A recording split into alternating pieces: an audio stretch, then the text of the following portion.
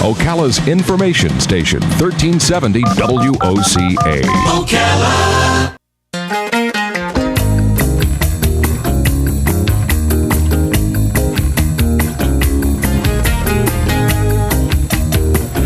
All right, 5 minutes after 10 o'clock. Thank you for tuning in to WOCA. Very, very interesting topic is part of this next interview, but in addition to that, a very well-written novel. So this is kind of a twofold direction I think we're going to go with our next guest. He is Mark D. Diehl. He's written a book called 17, Book 1. And here's how I want to introduce this, Robin. Years ago, when we first started doing talk radio, and it was all about politics, right? I found myself as almost as a referee between listeners who wanted to persuade me and the other listeners to believe that corporations were taking over the world, and painted this horrible picture that corporations were all inherently evil, and they're up to no good, and it's all about the mighty dollar, and beware. Now, the way I'm saying that makes it sound like I disagreed with them. I didn't necessarily disagree with them. I actually listened closely to what they had to say. The referee part was then you had the other side, the people who said, no, it's the government, it's big, it's evil, and those people hated the government. The corporations were the good guys in their world. And again, I didn't necessarily disagree, but I did listen intently to both sides. It's an interesting thing. And then I started thinking about it, and I wondered if maybe it's not a good thing that we have both, because they kind of balance each other out and force each other to be on their guard and give us as human beings just trying to live a life a little bit of hope that maybe one day it'll all come to a good place and we'll all be happily ever after, right? Mark Diehl has written a very, very well-written book. It is called, as I said, 17, Book 1, and it does deal with corporate influence on us. And in fact, I like the way that the publicity material sort of compares the growing trend of corporations taking over, if you want to put it that way. And I'm not taking sides with that argument. I was just trying to illustrate. But rather the fact that we are all part of like a bee colony or an ant colony or something like that. And I guess it's true, especially if you're working for a corporation, right? We have a very small corporation we work for, a tiny little one, but Let's talk about this. Mark D. Diehl is on the phone, and he is, in addition to a talented author, he's also an attorney. And it says here he's an inspirational speaker. Are humans on the way to becoming one society of conformists is the question here. Good morning, Mark. Wow, what a fascinating topic and a great book. Thank you so much for being on the air with us today. Good morning, Larry. Good morning, Robin. Thank you for having me. Oh, you're welcome. Where are you? Where are you calling from? I am calling from Cape Elizabeth, Maine, right on the ocean, and it's cold and windy here. I've got a fire in the wood stove, and it's raging. Okay. Now, your role... warm here today in Maine. Now, just to kind of say a few more things about what I was saying in the intro, your role as an attorney is hugely important for us, because if we have a corporation that is doing us wrong, like feeding us E. coli or something, yeah. I mean, it is you guys that fight back for us. I mean, so there's a really important dynamic of this story as well. Is that perhaps part of how this idea came to you for the book? Yeah, I lived in Asia for a number of years. I lived in Korea and Japan. I got chased out of Korea by my wife's parents, and we ended up stranded in Hong Kong. I lived in a society, in many societies, where the world had already run out of resources. And the way that people dealt with that was to become very hierarchical and obedient. And that was the way that the society had to function, because there just wasn't much going on, or as much available. And obedient to whom? Who are they obedient to? Well, everybody. It's a Confucian society, so you had, grandparents telling parents what to do and parents telling kids what to do. And it sounds very nice. It sounds very homey, but I had 1,000 students in Korea, 1,000 college students. I didn't meet one who chose their own major in college. Wow. Oh, that is... that kind of top-down hierarchy. If you think about military systems, everywhere in the world, the military is a top-down hierarchy. Why? Because they wiped out the ones who weren't. Because they weren't as efficient. They weren't as effective at doing what military operations are supposed to do. Go up that hill and kill anybody who's up there. Oh, wow. Wow. I'm sure. And that is what's happening now in business. And people say, well, I lived in the military, I did my time, and, you just put up with it. You do what you're told, and that's the system. That's true. And that's the system you need in the military because that's what works. And if you don't have that and the other guy does, they're going to wipe you out. But what about... But now that's happening to business. That's happening to society in general. And yes, when I was an attorney, I started out in a little firm, and I started winning cases, and I got brought up to the big leagues, and I was in one of these giant multinational firms with multinational clients. And we had so much more power than that old little firm. There is no way that if I was meeting my former self from that little firm in a court battle, that it would be even close to a fair fight. Really? So the idea that this kind of structure and this kind of hierarchy, and I should say in that law firm there were about 20 levels of partner. So, you're talking, I think our firm had 700 lawyers or something like that, and all of them are organized, and, you do what you're told, just like you would in the military. And we could roll over anybody in the world. Okay, so now apply that to our daily lives. If I'm in the military, I'm eventually going to get out, and so that I don't have to have that the rest of my life. If I'm in a corporation and I have that same set of hierarchy, that same hierarchy going on, I'm going to eventually get out when I retire, or at least at the end of the day when I go home. Maybe my family isn't quite so structured as that. But do you think it's happening in a different way? Do you think it's happening in regards to like, and I'm not a Walmart basher, but I'm just going to use this as an example, like a Walmart causing smaller businesses that sell similar products to go out of business? Oh, absolutely. And, it's because of that size, because of that power, they have this tremendous influence. And so, Walmart is an interesting case. Now they're asking for donations. Have you heard of this? No. They're asking for donations at their own stores for their own employees. No. What is that about? Yeah. So, you have a system where the government is taking money from taxpayers and giving subsidies to workers at places like Walmart. And then people have to work at Walmart to stay alive, but yet it doesn't give them any power over their lives. Oh, yeah, because it's a low-paying job, right? Mm-hmm. So what you have is the state sort of stepping in on behalf of the corporation to say, well, we're going to keep you in this position forever. You're going to need Walmart, and especially Walmart is an interesting one because it's in little towns. Okay, and yes, it is.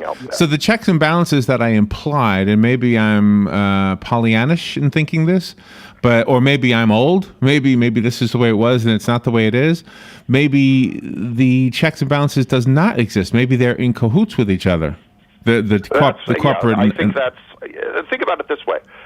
Super Bowl ads, I don't know how many $1 million a minute they sell for, what's a second of Super Bowl ad time worth. But what that means is that the market has shown that there's tremendous influence. Because if that didn't work, they wouldn't do it.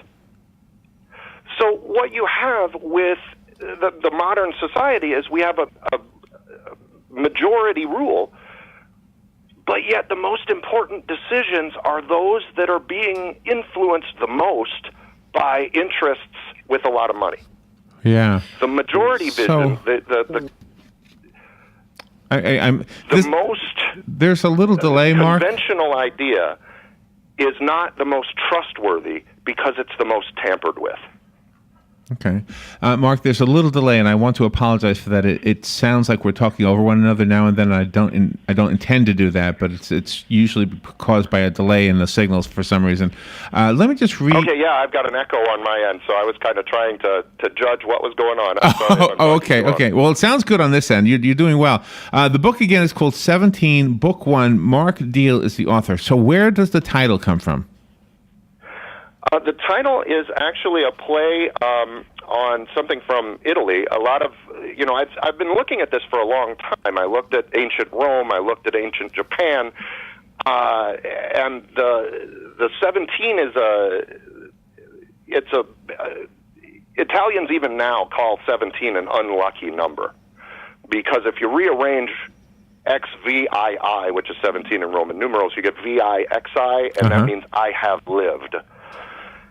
So in the book, there are 17 billion people in the world, and they're all organized into corporations. Most of them aren't even conscious, and they're just basically serving their corporate masters as part of this brain bank.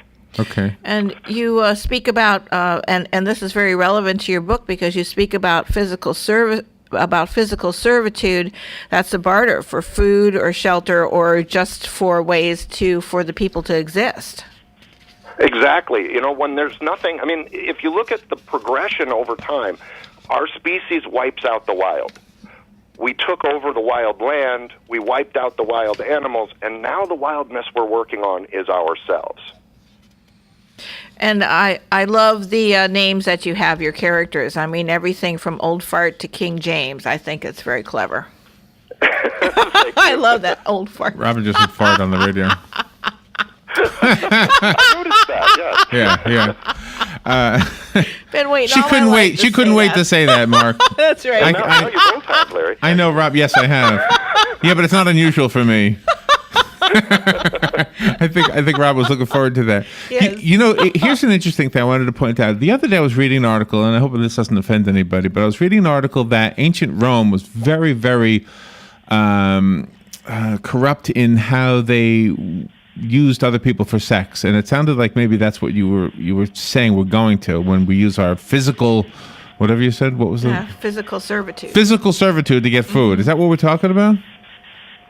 I think that as these hierarchies become more absolute, that the distinctions that we have drawn between one kind of bossing people around and another kind of bossing people around are going to be eroded. Because when your corporation is your sole source of existence and there's nothing else, if you leave this corporation, you don't have anywhere else to go. There's no way you're going to open a small business. There's no way you're going to maintain your own kind of lifestyle on your own. You need these people to survive. It doesn't matter whether you have a lot of jewelry or a fancy place to live. You're still a slave. In America now, or in the fictional world? Well, I think it's, I see it as a progression. And I should say I don't necessarily have a political agenda. I'm not running for office. I'm just the guy putting the pieces of the puzzle together and saying, well... Yeah. Well, no, I'm listening to you. Future looks like. Just as Maybe I said, everybody out there is saying, "Hey, you know what? That sounds great to me." No, I don't think it sounds great to me. One of the things I love about America, and I think, and this is something that came up a lot in those arguments that I referred to in the intro, that I would referee, is that I hope we never lose the opportunity, and I wish other countries would have the opportunity. I don't want to be the only country with it or left with a semblance of it. But I like the idea that the average person can say, you know what, I'm just going to go out on my own and do my own thing, and start a little business. And you still do see that. It's not gone. It's not dead. It's not extinct. It's not dead, but it's changing. So it used to be you start your own business. It means you have this little idea and you put it together and you run your little business. Now, increasingly, it's a franchise. Increasingly, people, and the joke about franchises is, you work harder than you worked at your regular job and you pay for it. Right. You bought yourself a crappy job. So, yeah, there are still small businesses, but small business itself is changing, and it's changing in a lot of ways, like you talked about when Larry was saying, well, is it government or is it big business? Right. Well, the first thing people do, they say, well, look at big business. It's running rampant. Let's regulate it.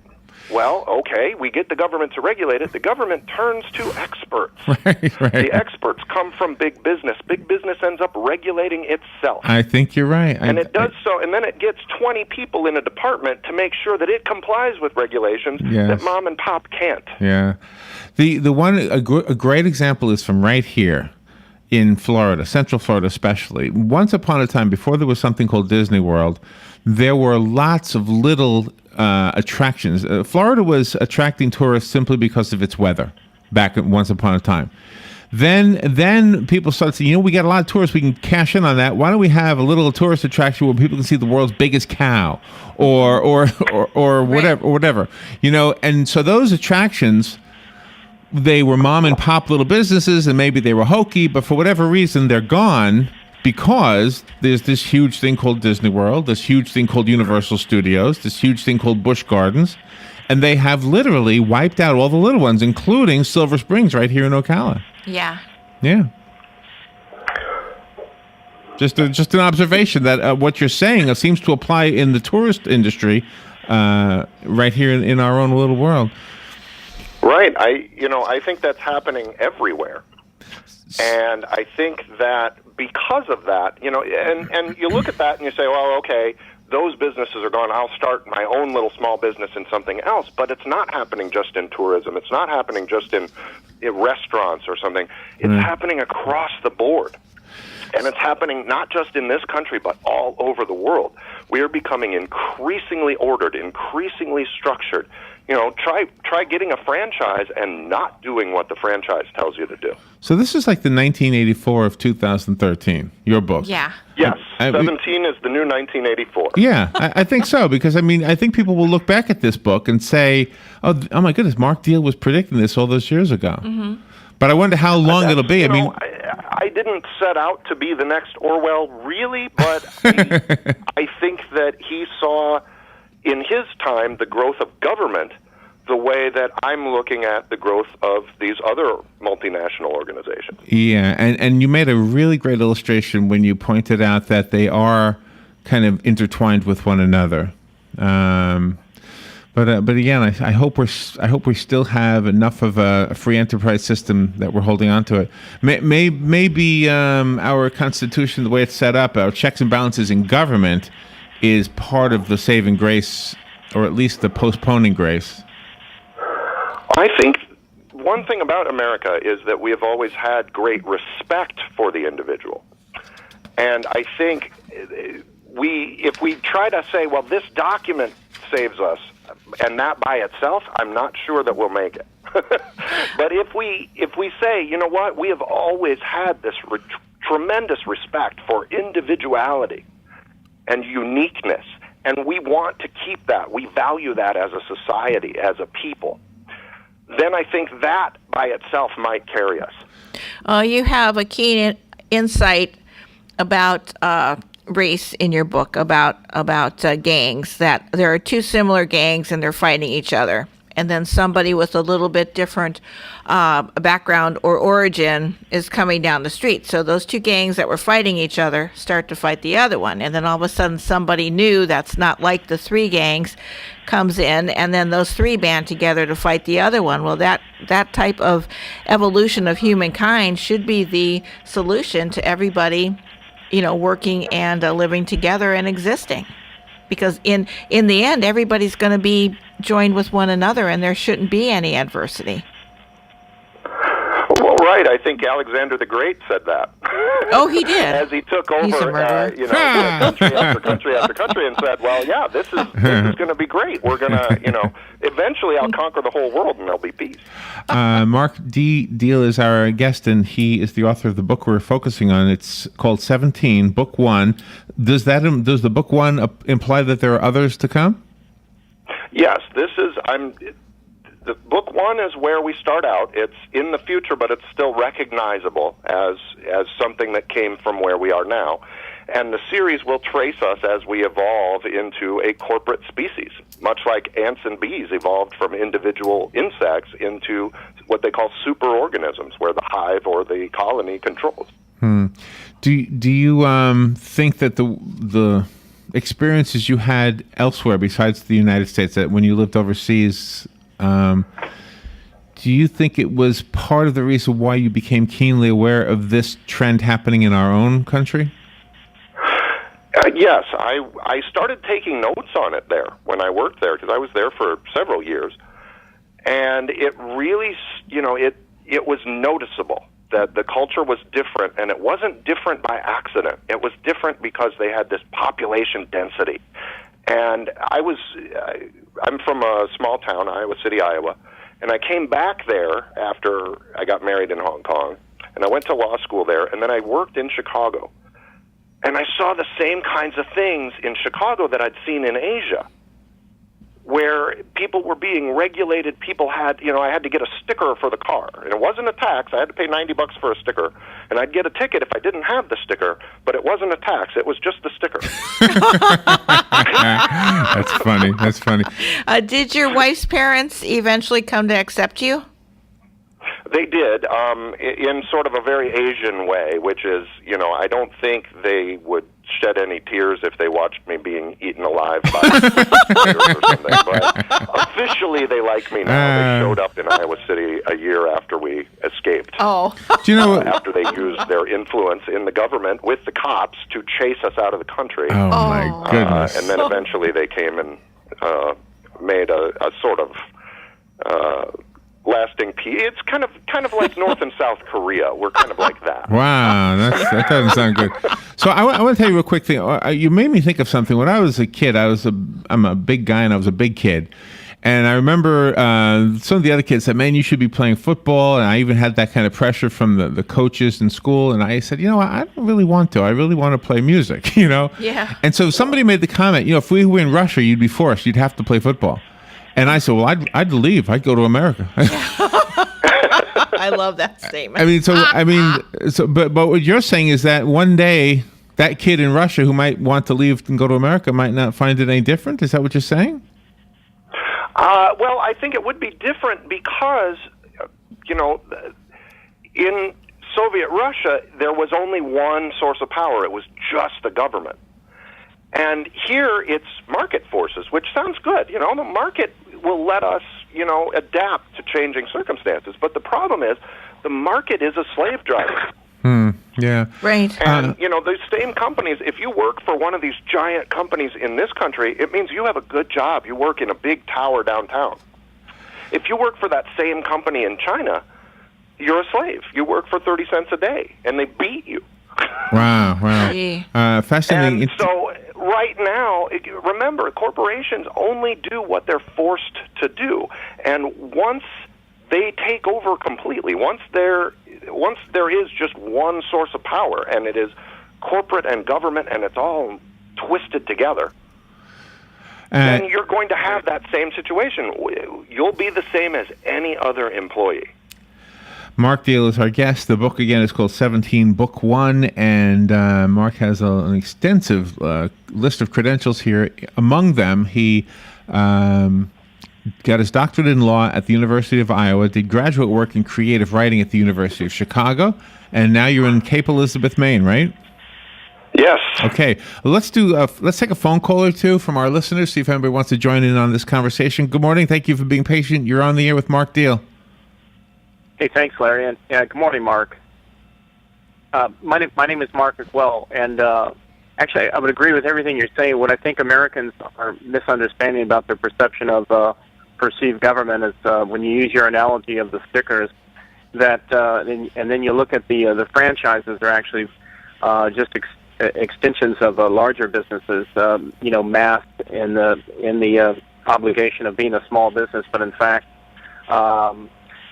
They're still that same big business. And many of the laws that people perceive as big government are actually written by those corporations that are just enforced locally, which makes them feel like there is a big government out there to preclude you from expanding your own personal business or your capabilities or whatever your creativity may take you, where it may take you financially or however we look at it. But it's actually the hands and fingers of big business writes a lot of these laws that really stop the entrepreneurship that comes with many Americans' desire to succeed. I wondered if you could give us your opinion on what I just said, Mark. Mark, could you hear him? Yes. Well, it was a little fuzzy. It's long distance connection. Thank you, Mark. Sure, Mark. I think, what I see happening is I could call it like a gardening analogy. You're gardening and you want this plant to grow big and strong and tall, and then you weed out all the other plants in the garden. Oh. And I think small business is kind of the weeds in the big corporate garden. And isn't that a description? And again, I'm not a what do you call it? A conspiracy theorist necessarily, but that's what we hear is happening with the Monsanto Corporation, right? Mm-hmm. Yeah, with the seeds. Well, Monsanto is the favorite topic of paranoiacs who are basically my target market,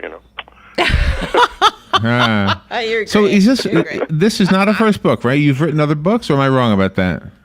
I wrote one other one when I was in graduate school. I actually started 17, with the note-taking back in Asia a long time ago, and it was just too precious to me. So I wrote another book when I was in grad school to get my skills sharp before I tried this one. So I wonder what year it'll be before you have 17, book 17.